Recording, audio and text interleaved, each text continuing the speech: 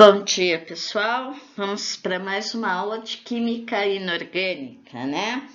E hoje, pessoal, nós estaremos falando sobre o produto de solubilidade e a constante do produto de solubilidade.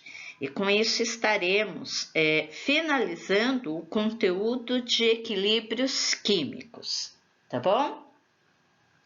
Na verdade, eu vou começar assim a aula dando um exemplo prático sobre a aplicação do produto de solubilidade, tá? Quando a gente fala em produto de solubilidade, nós vamos estar trabalhando sempre com compostos iônicos, ou seja, com sais e com bases. Só que este item do produto de solubilidade, né, além de trabalharmos com sais e bases, tem que ser sais e bases pouco solúveis ou insolúveis em solução, porque nós teremos que ter sempre a formação de precipitado, sempre teremos que ter um corpo de fundo e uma parte de íons dissolvidos em solução, tá? Então, isso é muito importante. Como eu falei para vocês, eu ia dar um exemplo prático disso, né? Então, um exemplo prático.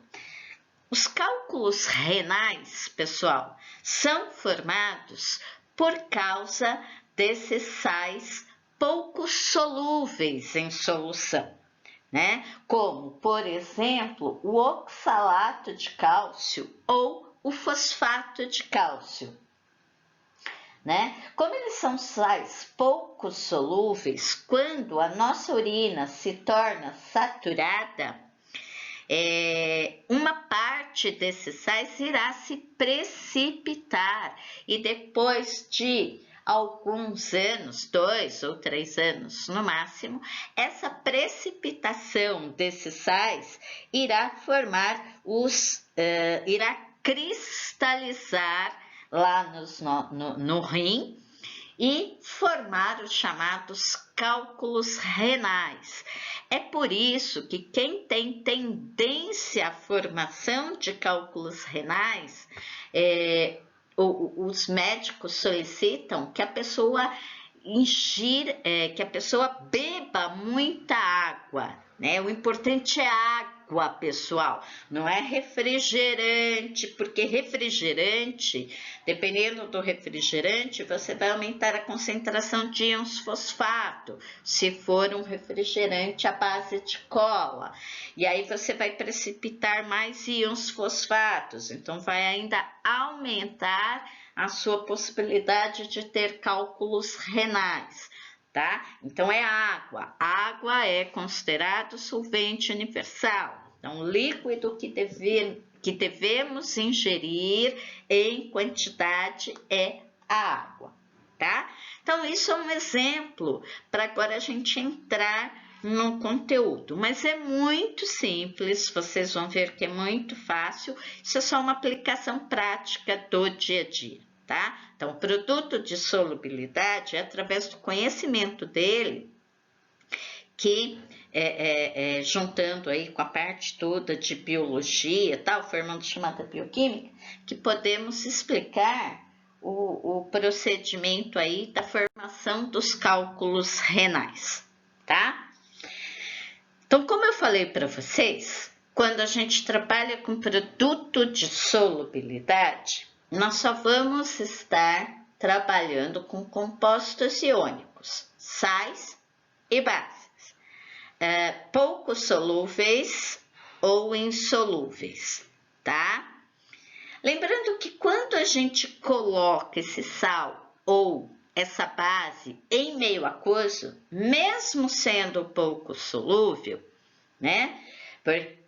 Porque ele terá um baixo grau de dissociação, alguns íons estarão em solução e outros íons irão precipitar, formando o corpo de fundo e entrando assim em um equilíbrio químico, tá? Então, você não vai ter mais alteração em um determinado momento da concentração de íons em solução com a concentração de precipitado, porque a velocidade de formação do precipitado irá se igualar com a velocidade da dissolução dos íons. Então, a reação atingirá o seu equilíbrio químico.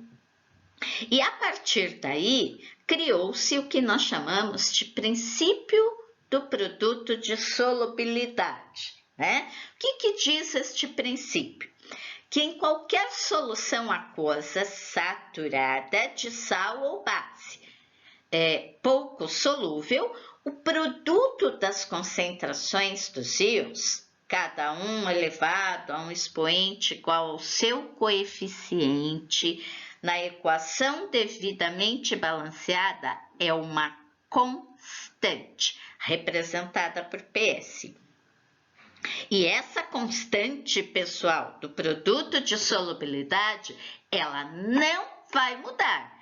Apenas ocorre a sua mudança se eu mudar a temperatura.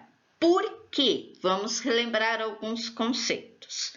Uma solução, ela pode ser insaturada, saturada ou supersaturada.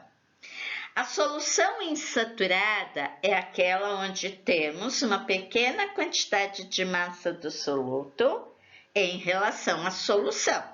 Então, tudo está dissolvido. A solução saturada é aquela onde a massa do soluto em solução já está na sua quantidade máxima. É aquela onde, se a gente colocar um grãozinho a mais, esse grãozinho irá se precipitar. Lembra? Segunda série, né? Então, coeficiente de solubilidade, cloreto de sódio. Na temperatura de 25 graus Celsius, 36 gramas de cloreto de sódio para cada 100 gramas de água. E a solução supersaturada é aquela onde já há formação de precipitado, tá? Mas quando falamos em produto de solubilidade, estamos trabalhando com solução saturada de sal ou base pouco solúvel. Tudo bem? A constante do produto de solubilidade não se altera, mesmo que adicionemos mais íons em solução, porque essa constante do produto de solubilidade só se altera alterando-se a temperatura da solução, tá bom? Então, vamos ver alguns exemplos práticos. Olha aqui, pessoal. Aquele PS, produto de solubilidade, não é pronto-socorro não, hein? É produto de solubilidade.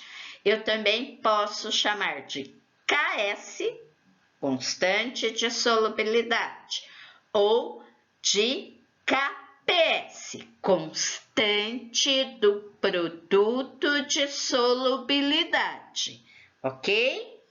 Vocês lembram que quando nós começamos a ver equilíbrios químicos nas aulas remotas, vai lá na primeira aula que vocês vão verificar, eu falei que essa constante de equilíbrio poderia adotar vários nomes.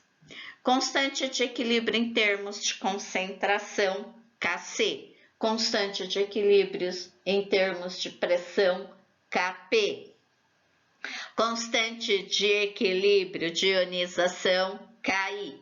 Agora, nós temos a constante do produto de solubilidade, KPS, ou simplesmente PS, ou simplesmente KS. Só, né, não pode esquecer que produto de solubilidade, eu só vou trabalhar com compostos iônicos, sais e bases, pouco solúveis, tá bom? Outra coisa que é importante lembrar, lá nesse primeiro vídeo tem, porque eu falei, na primeira aula gravada, Quando a gente trabalha com constante de equilíbrio, tudo tem que estar ou em solução ou no estado gasoso. Não entram substâncias no estado sólido no cálculo da constante de equilíbrio, ok? A partir daí, pare e pensa um pouco e volta lá para o princípio do produto de solubilidade. Vocês vão entender. Nós temos um sal, por exemplo, que é pouco solúvel, né? O que o princípio de solubilidade diz? Que o princípio de solubilidade vai se basear na quantidade de íons que estão solúveis em água. E é isso que nós vamos fazer. Por quê? Porque o sal está no estado sólido, ele não vai entrar. Aquele sal que precipita, é o que precipita, o que formou o corpo de fundo. Aquilo não se dissolveu, é o sal que não se dissolveu, é a base que não se dissolveu. Então, formou o precipitado. Porque quando ele se dissolve, ele se dissocia nessa água e formam os íons, cátions e ânions. Nós só vamos levar em consideração os cátions e ânions, porque eles estão em solução. O que precipita é o sal, é a base, é sólido. Sólido não entra no cálculo da constante de equilíbrio. Tá bom? Então, olha aqui, por exemplo. Aqui, pessoal, essa primeira linha, AXBY, né? É um sal genérico, né? Com seu devido balanceamento, a sua devida dissociação, né? Então, aqui, esse AXBY, ele se encontra no estado sólido, né? Esse daqui, ó, AXBY, ele está no estado sólido. Quando nós misturamos ele com água, preparamos uma solução onde houve a dissociação de uma parte dos íons A mais Y e B menos X, com seu devido balanceamento. Essa parte toda aqui está em meio aquoso, ou seja, está misturado com água. Tá bonito esse aquoso aqui, hein? Então, pessoal, isso daqui é que eu vou usar para escrever a constante de solubilidade. Não essa parte do sal que forma precipitado e entrou em um equilíbrio químico com a parte que dissolveu, certo? Então, a constante genérica do produto de solubilidade, concentração de A elevado a X vezes a concentração de B elevado a Y, né? Lembra, constante de qualquer equilíbrio químico, produto sobre reagente. Por que o reagente não entra? Porque ele está no estado sólido, ok? Então, vamos ver um exemplo aqui prático, ó. Aqui nós só vamos determinar a expressão do produto de solubilidade, da constante do produto de solubilidade, que é um valor que não varia, apenas se alterarmos a temperatura, certo? Então, nós temos aqui, né, o cromato de alumínio, né, que é uma substância, é um sal pouco solúvel, né, composto iônico, por ser um sal, estado sólido, devido à presença do metal, que eleva o ponto de ebulição dessa substância, né? E este sal está lá em solução com uma concentração X molar. Percebam que eu tenho 1 mol de cromato de alumínio. Quando nós preparamos a solução, nós temos que dissolver no solvente, e o nosso solvente universal é a água. uma parte dissocia, formando íons em solução. Outra parte não dissocia, formando precipitado, né? O que vai acontecer aqui? Então, na dissociação vai formar os íons Al3+, e os íons cromato, CrO4, fazendo o balanceamento, 2 alumínios do sal, 2 íons Al3+, 3 ânions cromatos do sal, 3 ânions cromatos formados. A concentração do sal na solução, né? O produto de solubilidade do sal na solução era de X molar. X molar para 1 mol do sal. Só que quando eu faço a dissociação, eu passo a ter 2 mols de alumínio 3+. Por isso que a concentração do alumínio 3+, não é X molar, e sim 2 vezes o valor de X. Olha o balanceamento estequiométrico aqui, é de 1 para 2. Assim como a concentração dos íons cromato também não é X molar, porque eu não tenho a formação de 1 mol de cromato. Eu consigo produzir em solução 3 mols de cromato. Então, a concentração de íons cromato não será 3x, será 3 vezes o valor do X. A partir disso, isso daqui é o equilíbrio, isso daqui, ó, que eu tô circulando em vermelhinho, tá? Isso daqui é o equilíbrio. Então, é isso daqui que eu vou usar, são esses valores que eu vou utilizar para calcular a constante do meu produto de solubilidade. Então, por exemplo, aqui, ó, constante do produto de solubilidade. Primeiro vamos escrever a expressão matemática. Íons Al, concentração molar de íons Al3+, elevado ao quadrado, porque o meu coeficiente aqui é 2, vezes a concentração molar de íons cromatos elevados ao cubo, porque eu tenho 3, o coeficiente de íons cromatos é 3, né? Mas quanto é a concentração molar de íons Al3+? É 2 vezes o valor do X. Então, 2 vezes X elevado ao quadrado, vezes a concentração molar de íons cromato, que é 3 vezes o valor do X. 3 vezes X elevado ao cubo. Aí, claro, lá nos exercícios, vocês vão perceber, haverá valores aqui, tá? Então, vocês vão pegar esse valor do X, sei lá, vai ser 1. Então, aqui vai ser 2 vezes 1, 3 vezes 1. Ficaria 2 elevado ao quadrado vezes 3 elevado ao cubo. E aí, resolve a expressão matemática normalmente, como fazia anteriormente. Tudo bem?